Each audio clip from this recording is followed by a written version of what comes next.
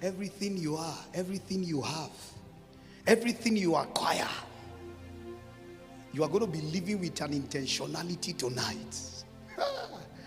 That it must have and it must be used to service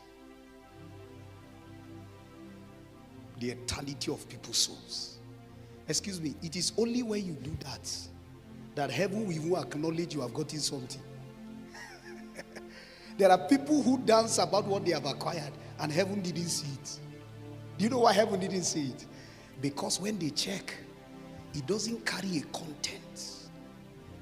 And you know what pains my heart? And please, I want you to listen. By the systems of men, that men have devised a wisdom to say every company, every for-profit business must do something that gives back to the community, and they call it CSR, corporate social responsibility. That if you are a company and everything you do is to make money and there's nothing you do that is free to give back to the humanity, do you know that is a crime?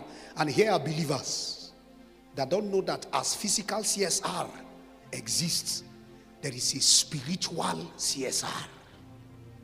This is not corporate social responsibility. This is a spiritual responsibility.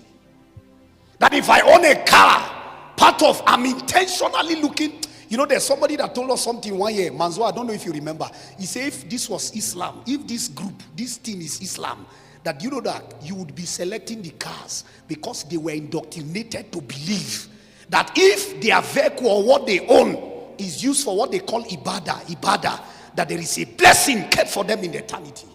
And here we are surrounded with oceans of resources, yet dying in lack. Because a new church culture came. That if I'm not using it for myself, if I'm not using it for my family, if I'm not using it to service something around me. And there are times we are told our brethren, hey, excuse me, this is your vehicle. And they just give us excuses. And 2 days later, just for them to take themselves to vacation, they take, excuse me, their cars are fit to take for vacation, but it is unfit. They say, if only I had a higher car. All that I am, all that I have, all that I hope to be. Do you know why Paul got to the point in 1 Corinthians? He said, if I don't preach, whoa. The reason is because he understood that the voice he has, the influence he has, if it is not channeled towards settling the eternity of people's lives. Don't own things that you call for celebrations. You call people to come and join you. The heavens didn't know that you got them. You know what they call in government space? They say asset declaration. The only thing heaven sees as asset that you have is that what you own is serving as a platform to settle the eternity of people's lives. That's the definition of asset by God.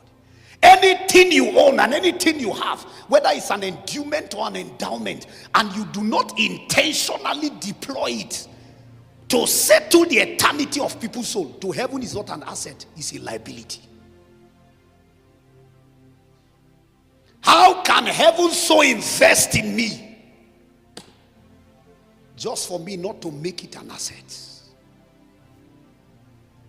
And do you know that for some of you, what God has given you is beauty. Your beauty effortlessly announces you. Do you know if I were you, what would you do now? You're going to say, Lord, you see this beauty. Do you know that those of you who are beautiful by frame, God has given you the favor of a good frame. Do you know that you are effortlessly a minister that will always have an audience? Do you know that you don't need to print handbills to get an audience? Because the beauty attracts people. So when they come, what are you telling heaven? Lord, I've entered a convent. I've entered a realization that this beauty I have, which always give me audience to minister to, I will intentionally ensure that this beauty is used to settle the eternity of people's soul.